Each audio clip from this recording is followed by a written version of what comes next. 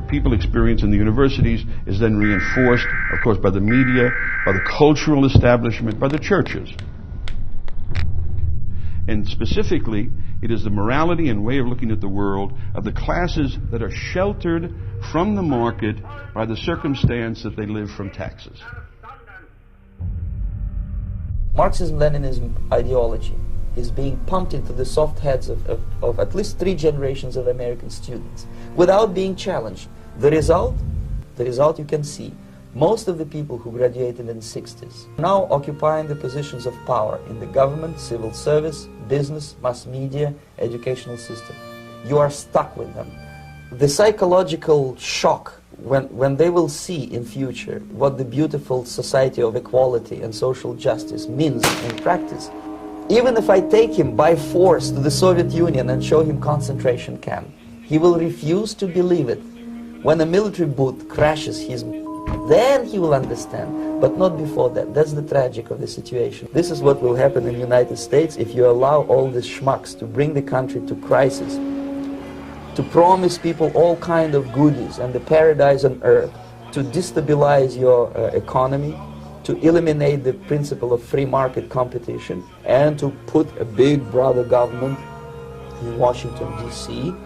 There must be a very strong effort to explain them the real danger of socialist, communist, welfare state.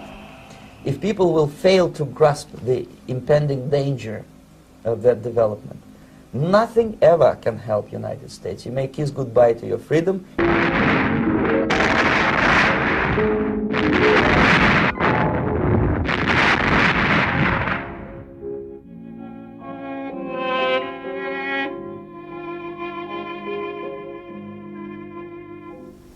Happy Liberation Day. Donald Trump's worldwide tariffs against everybody. Tariffs on China could get as high as 245%. That is your top DC Daily headline for April 16th. Happy is going to liberate America, don't you know? You feel like you've been liberated? I feel like I've been lubricated. And just a couple of days in, we're going to suspend that. We're going to delay that for 90 days, except the Chinese, because the Chinese put 130% tariff on. Welcome to Liberation Day. You see, back in March, kind of whistling along here, nothing really happening, kind of going up in a little trend here. We're all pretty bullish. The economy is looking pretty darn good. And then we start, well, maybe the tariffs are going to impact the economy. Then we get to Liberation Day, and it's boo, Wile E. Coyote.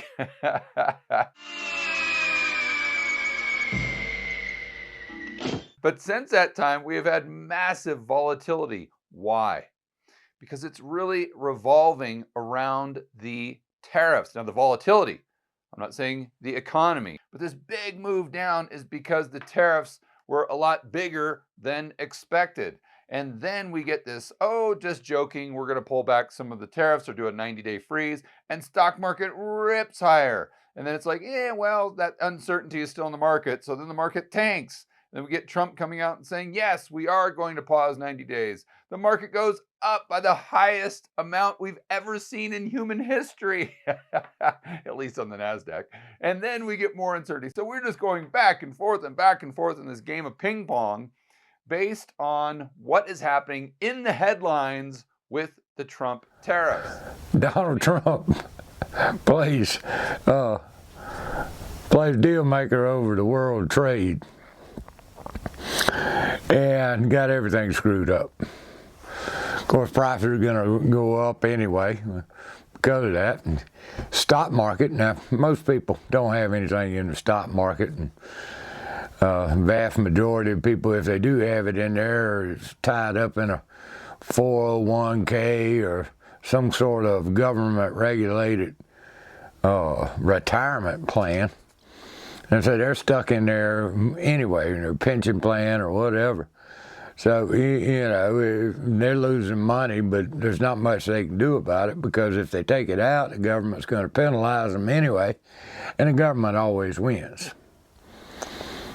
But Trump is here calling for lower rates, need lower rates to make the boost the economy and all.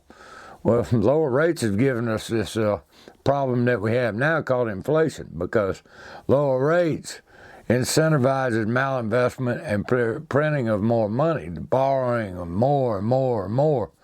$37 trillion in national debt.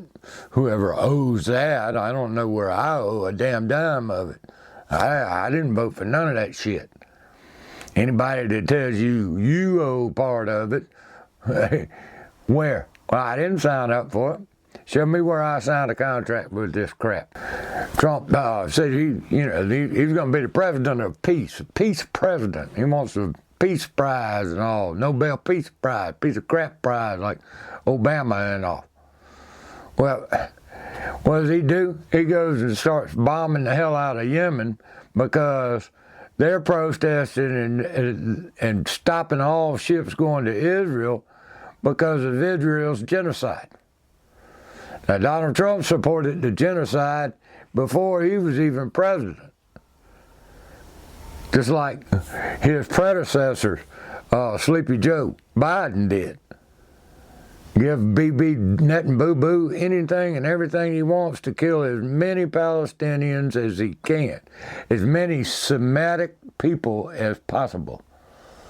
Because the Jews of Israel are not Semitic. They're Eastern Europeans. They're Ashkenazis.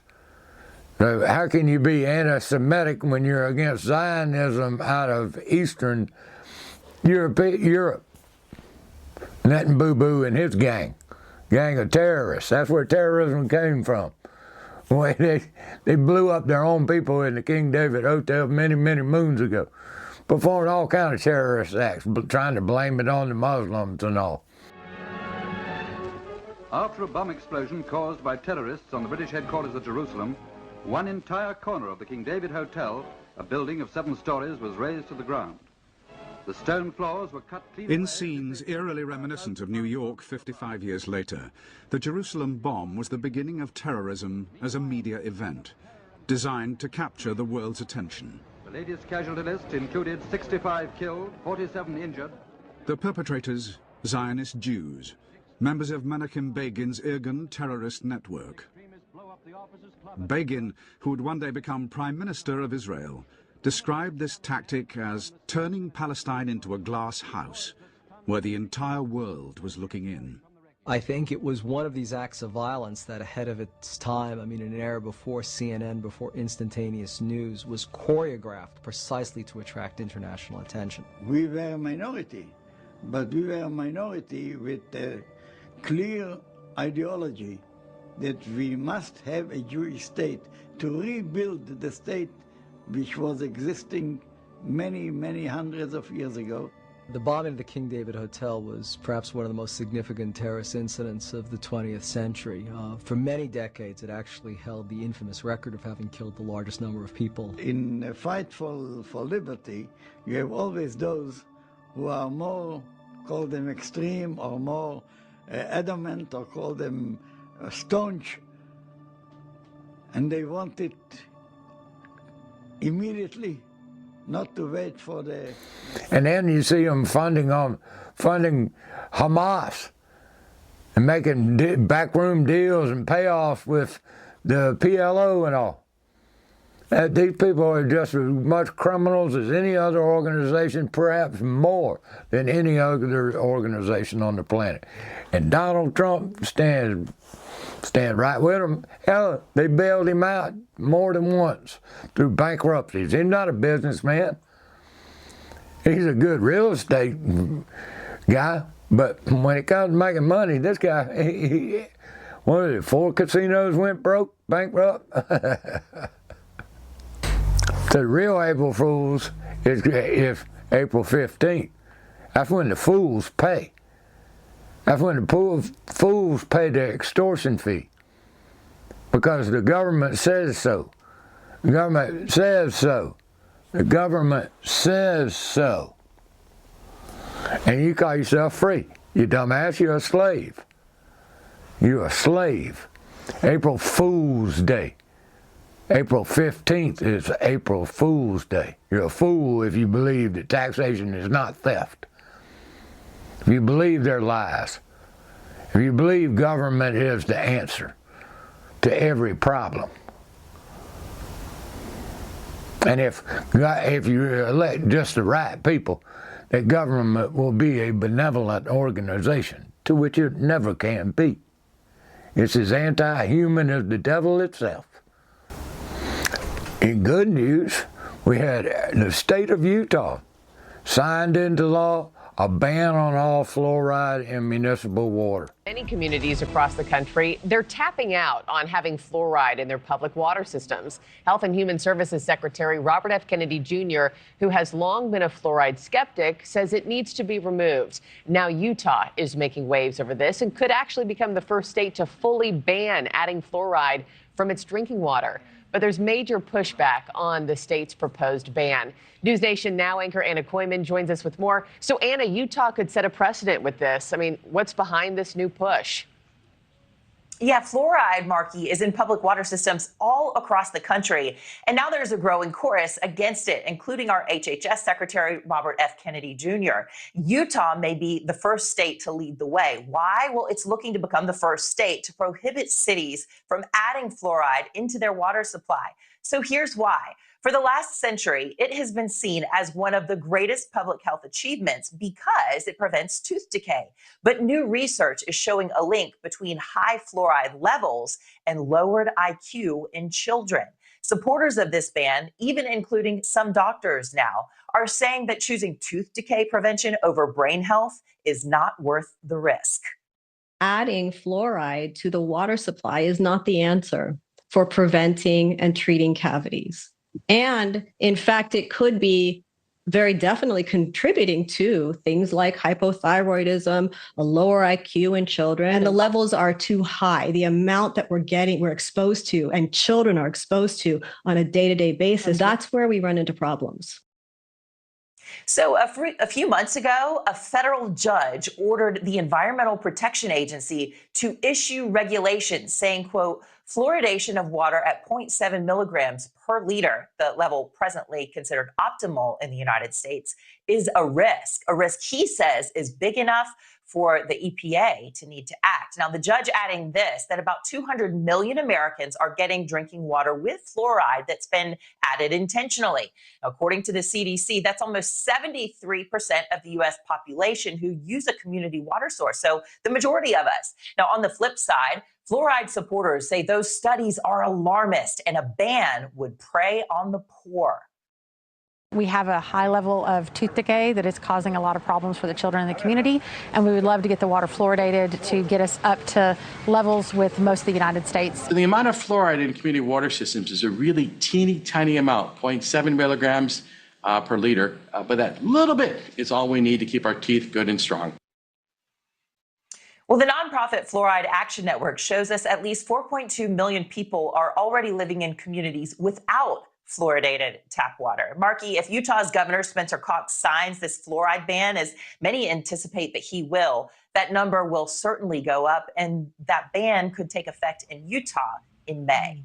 Yeah, so the problem is, with folks that are against this is that we're swallowing it, right? Because you think about brushing your teeth with fluoride toothpaste, you think about the fluoride rinse at the dentist, and you spit those out. So is that the problem? Is this just that we're drinking the water every day? It's also the amount of it. When fluoride was put into the public water systems, everybody wasn't using toothpaste that had fluoride in it as well. My dentist, has actually recommended we use non-fluoride toothpaste at our house. Wow. And maybe that's why. I tried that before, yeah. and my teeth got too sensitive, so I've stuck with the fluoride. But really, and this has been a battle going on for decades now, culminating in a judge's ruling that the EPA and the FDA go back and find out what is acceptable, what is the maximum amount of fluoride that should be in water to begin with, that should be consumed by a person. The risk reward, the benefits and risk analysis Many municipalities are already moved to get rid of fluoridation in their water. It looks like from multiple studies now, reputable studies, that fluoride in small amounts reduces IQ, makes bones brittle. Now, the thing about the fluoridation of water is there's no choice at all. You have no choice as to whether your water is fluoridated or not coming into your house. And you can go down to the store and you can buy fluoridated toothpaste or not fluoridated toothpaste. But you have no choice when it comes to your municipal water source. This is a problem in America. Consent, informed consent. Then there's a problem of dosing. How much dose of fluoride is good? Cumulative over time. Think about it. If you're using municipal water that's fluoridated, you're washing your clothes in it, you're washing your butt in it, you're drinking water out of it, you're showering, everything. Your kids are ingesting it. Then think about your grocery store and your convenience store. Just think about the soda pops. The soda pops are using municipal sources. There's fluoride in there. You got fluoride in everything. So what do? Fluoridated water. How you do with a dose of it? Health and Human Services Secretary Robert F. Kennedy Jr. is in town today, applauding multiple new laws here in Utah, in step with the Make America Healthy Again initiative. He focused on Utah's new law banning fluoride from public water systems. It's a move drawing intense opposition as well. News specialist Andrew Adams live now with more on the story. Hey, Andrew. Hey, yeah, dental health advocates have blasted that new law, saying it flies in the face of decades of established science. Well, Secretary Robert F. Kennedy Jr. says there's newer research that paints a concerning picture about fluoride. I hope we recognize what an amazing day it is for Utah. Inside a secure building at the U of U. Thank you, Senator Kennedy, Administrator Zeldin. Thank you so much for your time. Top Trump administration officials applauded Utah. It has emerged as the leader in making America healthy again. Health and Human Services Secretary Robert F. Kennedy Jr. said banning fluoride from public water supplies is a move he supports. Now we know that there is no systemic advantage, a zero systemic advantage, and that the only advantage comes from topical application. Kennedy pointed to recent research that found negative health effects from fluoride, including reduced IQ in children. And the EPA's administrator said that agency has also taken note. So what EPA is going to do is go back and look at these studies that have come out since July of 2024, and we're prepared to act based on these science. Simply changing Utah's law wasn't without opposition. Dentists and doctors pointed to decades of accepted science behind fluoridated water providing dental and health benefits. I do feel like there is some science doubting here. Advocates today said there will be a net cost to Utah families. We think the impact with the increase in decay will cause more children to be out of school.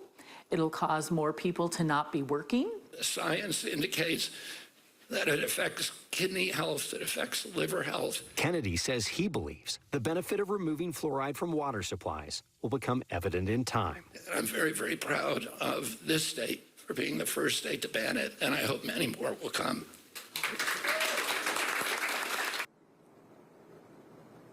Well, Utah lawmakers said today the new law will give families the opportunity to choose whether or not that they want supplemental fluoride.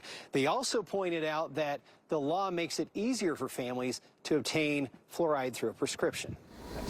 So as more and more people wake up to the lies that the government tells you, and the little people that are just following the guidelines and protocols without asking any questions and putting poison into the water, when they start to wake up, are they going to get angry and righteously angry against the people at the higher levels of government that are doing this in order to have us chronically ill and control the population?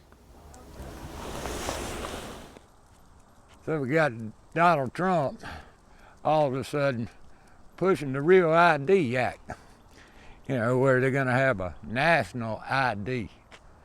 And Kristi Noem, the great Kristi Noem comes out, Homeland Security czar, I guess you call her, and now come out and says, in May, you have to have a real ID or you can't fly. Hi, I'm Kristi Noem, the United States Secretary of Homeland Security. If you plan on traveling, we need your help to prevent delays and to prove your identity. Get a real ID. Starting May 7th, you will need a real ID to travel by air or to visit federal buildings in the United States. These IDs keep our country safe because they help prevent fraud and they enhance security. Please do your part to protect our country. Go today and don't delay. To learn more, go to dhs.gov/real-ID. Thank you. Yeah, this is the tip of the iceberg. They've been wanting this since 9/11, since 2001, and they passed the Patriot Act. They've been trying to get this real ID. South Carolina hasn't required it, but they want you to get it, but now they're going to all get together and you're going to have to get it. And that's just the beginning. Because then you're talking about a massive database, national database, where they're all going to track, trace in everybody. And they're selling it to you for, illegal immigration and voter ID and, to keep you safe. Whenever the government says they're going to do something to keep you safe, y'all better,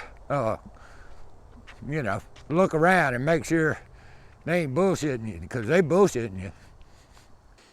So for your liberation, the government wants you to have a real ID. Donald Trump is going to make sure you're safe and secure by taking some of your liberty. Liberation Day. April Fools is not Liberation Day. Liberation Day is on April 15th. That's Fool's Liberation. They're liberating you of your money.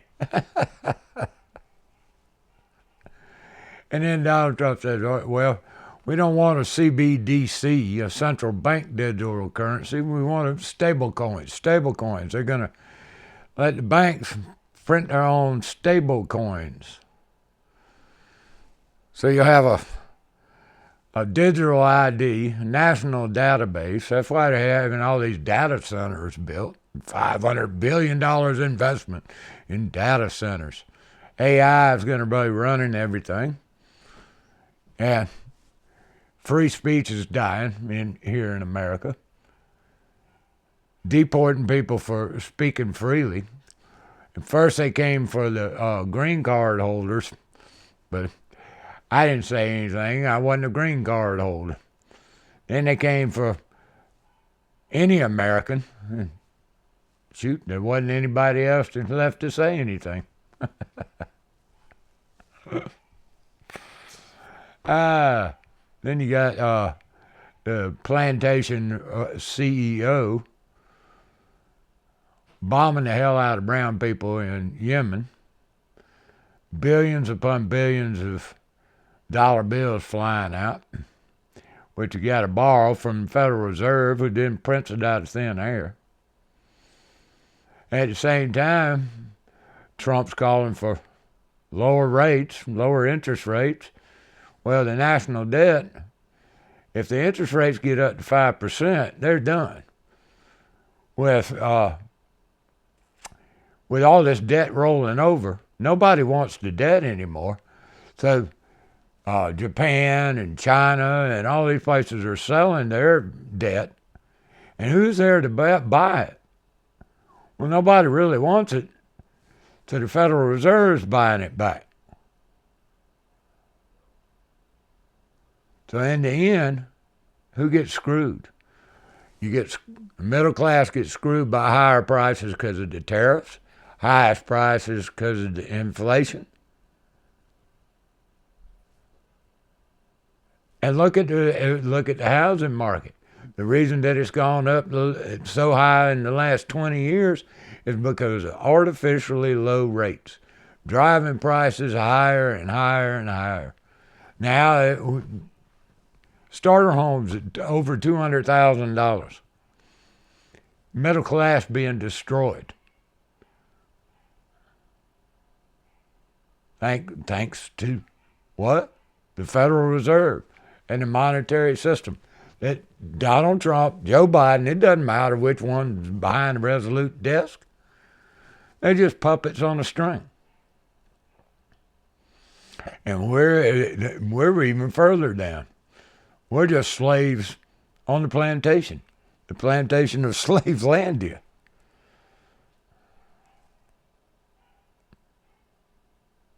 And real ID gets us one step closer to a digital hellhole. And right now you got people on the right cheering for it. Because, too many damn Mexicans, too many illegal immigrants. The border has been left wide open for a reason. Problem, reaction, solution. Now you got Donald Trump, we're sending the military down there to close it off. Well, the real ID is going to help. Blah, blah, blah. All this for your safety and security. They create the problem to get the reaction, to get you to beg for your own slavery. Liberation Day. There is no liberation in the state. The state is anti-human. They all work for the devil. The only way to free yourself is to free yourself from government. And it's 6 inches in between your ears. The idea that they have an authority over you and me and can make any rule or any law into anything they want it to be.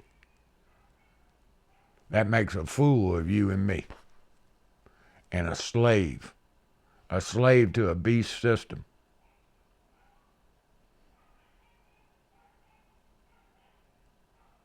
Something else to think about.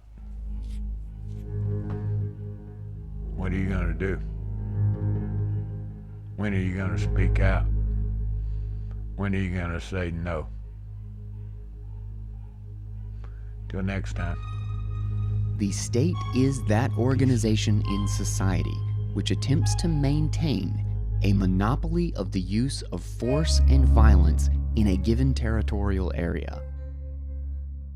It is the only organization in society that obtains its revenue not by voluntary contribution or payment for services rendered, but by coercion.